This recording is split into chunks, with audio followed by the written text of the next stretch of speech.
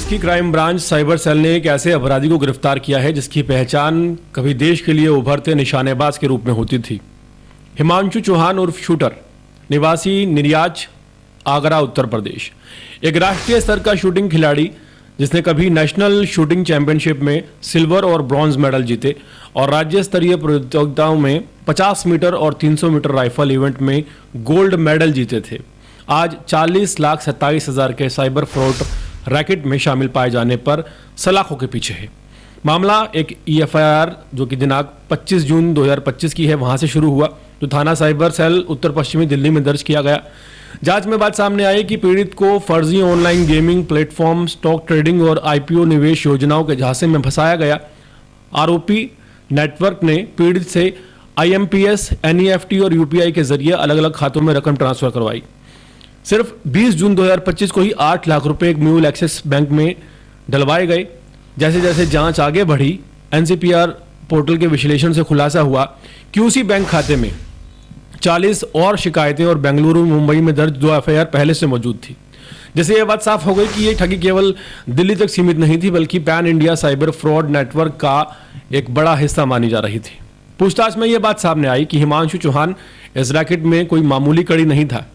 वो लोगों को बैंक खाते उपलब्ध कराने के लिए तैयार करता, उन्हें प्रति खाते 1 लाख रुपए कमाने का लालच देता और फिर इन खातों को आगे अपने एक सहयोगी के जरिए ठगी की रकम की रूटीनिंग और लेयरिंग के लिए इस्तेमाल करवाता था। खेल की दुनिया में मिली पहचान और भरोसे ने उसे लोगों तक आसान पहुंचान दी और उसी भरोसे को उसने अपराध का हथियार बना लिया। आरोपी गिरफ्तारी से बचने के लिए बार बार जगह बदलता रहा, लेकिन क्राइम ब्रांच की साइबर सेल ने टेक्निकल सर्वेलेंस, वित्तीय ट्रेल और मैपिंग और गुप्त निगरानी के जरिए उसे आगरा में ट्रैक कर गिरफ्तार कर लिया। यह कार्रवाई एक विशेष टीम ने की जो वरिष्ठ अधिकारियों की निगरानी में लगातार इस नेटवर्क पर नजर रखे हुए थी। एक समय जो शख्स युवाओं के लिए प्रेरणा बनने वाला गोल्ड मेडलिस्ट खिलाड़ी था, आखिरकार लालच की राह पर फिसल गया।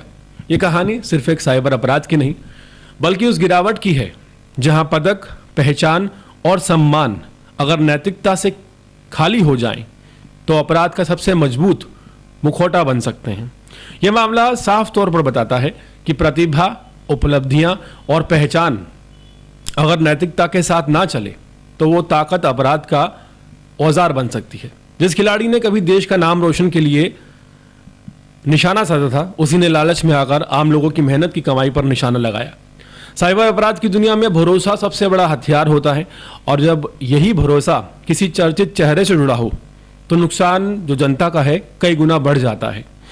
दिल्ली पुलिस की साइबर सेल की ये कार्रवाई न सिर्फ एक बड़े फ्रॉड नेटवर्क को उजागर करती है, बल्कि एक साफ संदेश देती है कि डिजिटल अपराध कितना संगठित और कितना खतरनाक रूप ले सकता है।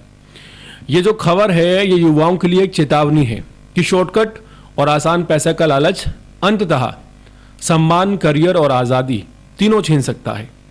असली जीत वही है जो ईमानदारी और जिम्मेदारी के साथ हासिल की जाए, वरना गोल्ड मेडल भी अपराध का मुखौटा बन सकता है।